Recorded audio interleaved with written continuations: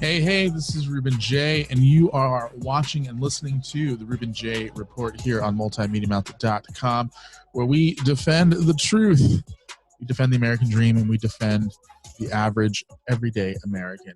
Today was a great day to be alive. Great day to be an American. And so with that, let's go ahead and say if you would like to support the show, you can do so with the Venmo, PayPal, and Cash App information in the description. Pardon my messy hair. Decided to go a little bit more raw today. And if you are planning on supporting the show, I say thank you in advance. If you would much rather just do your shopping via Amazon, go ahead, head over to multimediamouth.com/Amazon, click on the banner on the website, and start your shopping from there to Amazon. And a small percentage of what you spend shopping will be given to me to help keep the show running. So with that being said, let's jump into a new report today.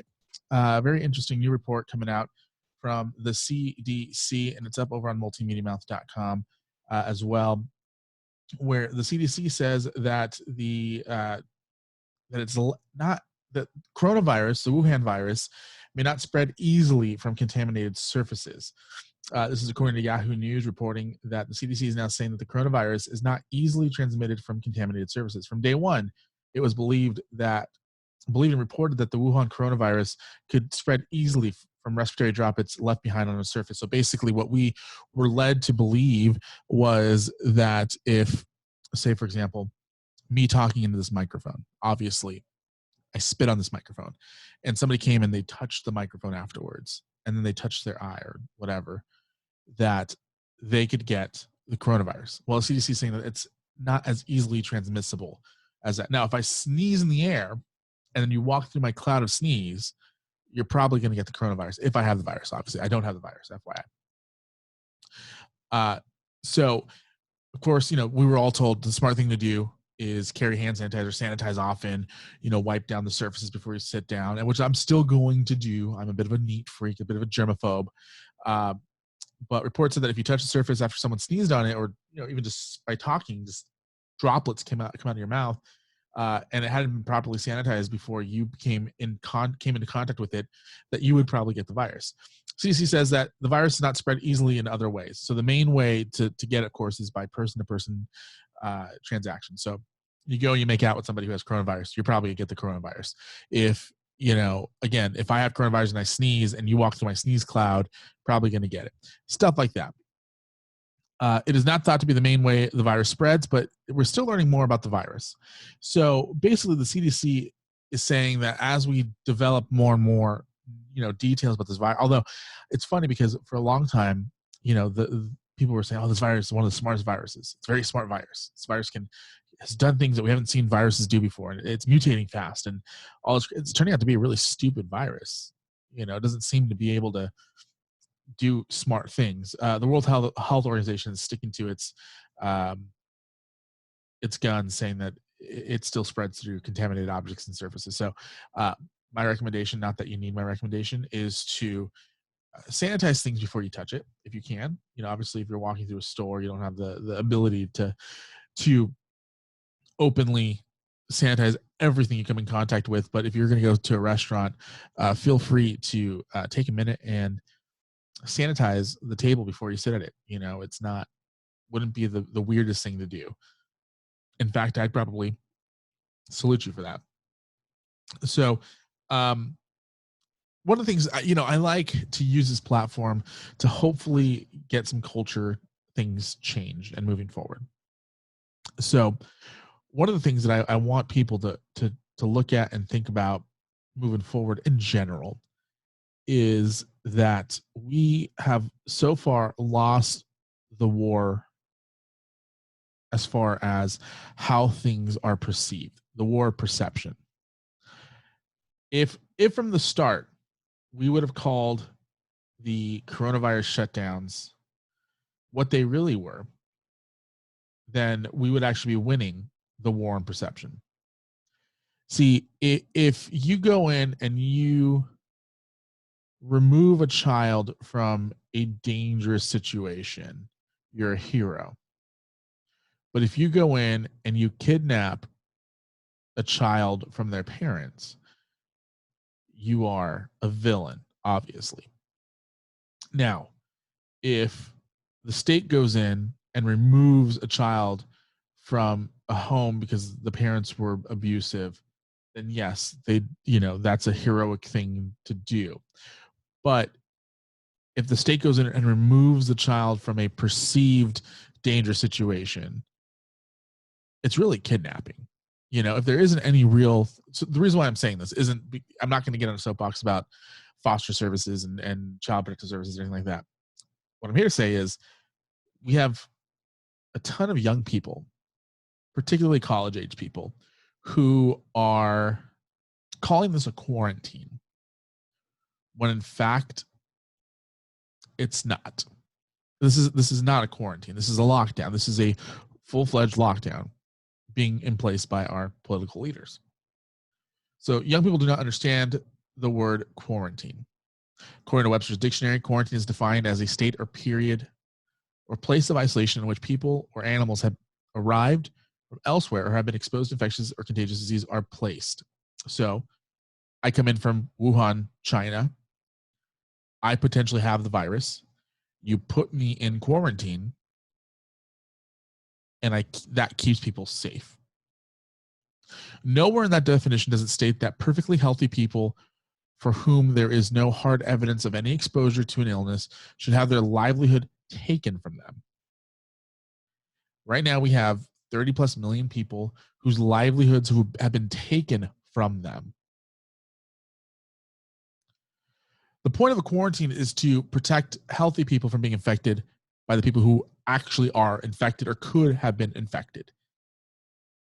You take the sick people and you sequester them away from the healthy people. In this case, what we have now is the government is robbing people of their livelihoods by placing them under a lockdown coined as a quarantine. It's not even that. Here's the thing. The government never called it a quarantine. People voluntarily called it a quarantine.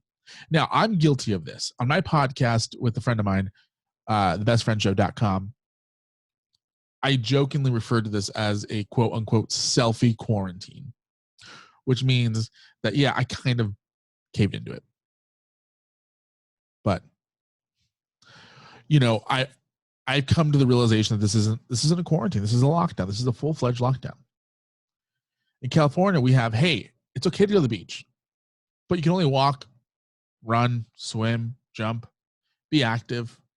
But if you lay on the sand, you are going to get in trouble. We are going to ground you, young man, if you lay down on the sand to soak up some vitamin D. That is a lockdown. It's not a quarantine. All over the country, we were able to go to Walmart, hundreds to thousands of people in the store at a time. Some states don't require you to wear a mask. Some states do. That's beside the point. At the same time, I can't go to a mom and pop shop to buy my essential item that, by the way, they only allow a couple people in at a time.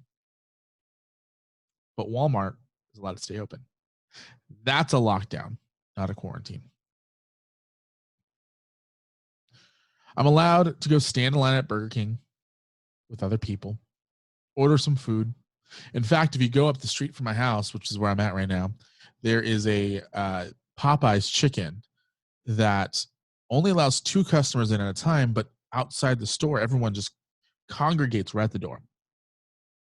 However, I can't go to my favorite Mexican restaurant up the street, sit down, and enjoy a burrito. That's a lockdown, not a quarantine. And I've been saying this all week. It's time to start fighting back. Americans were okay with the social distancing. Americans were okay being told, hey, maybe instead of bringing your entire family forward to a restaurant and letting your little ones run around and lick all the chairs, maybe you order takeout and eat at home. I think Americans were okay with bringing the children home from school and homeschooling for a couple of weeks as the country got a grip of what was going on and gave the schools a chance to catch up with sanitary policies. What we're not okay with is being told that we can't go out and that we can't earn a living. Or even more so, what we're not okay with is being told by our government leaders, hey, if you want to work, Walmart is hiring. Go work at Walmart. Go listen. I know you have a marketing degree, and I know that your business is probably going under, but go work at Walmart. That's an essential job. Your job's not essential. We were told that the American government will take care of us in a time of need. Granted, if Barack Obama was in office, we'd probably have millions of dollars going into our paychecks. As obviously, I'm being facetious here. But the government has failed to do simple things like process unemployment checks on time or approve people for unemployment on time. I talked about this a couple days ago. Still waiting, by the way. It's time to wake up, America. We're done. This is not a quarantine. This is a lockdown. And if we allow our American leaders to control us much longer, we will not be let go. We will not be allowed out of this quarantine. Open up your businesses. Open them. What are they going to do? They're going to arrest you? Sure, maybe. Sue them. Again, seek legal advice before you go out and do this. I'm not a lawyer. I'm not in a position to give you legal advice, but I think it's important for people to say, hey, you know what? Let me stop here for a minute. Let me reevaluate what's going on here, and let me take the risk of opening my business, because guess what? It doesn't transfer as easily on hard surfaces. You know, as long as you're not going out and spitting on each other or licking each other's, spit up off the ground, and even then you'd probably still be fine. As long as you're not being stupid, open your business. Earn a living. Donate to my Venmo and PayPal and Cash App. We can all do this. It's time to fight back. The time to fight back is now.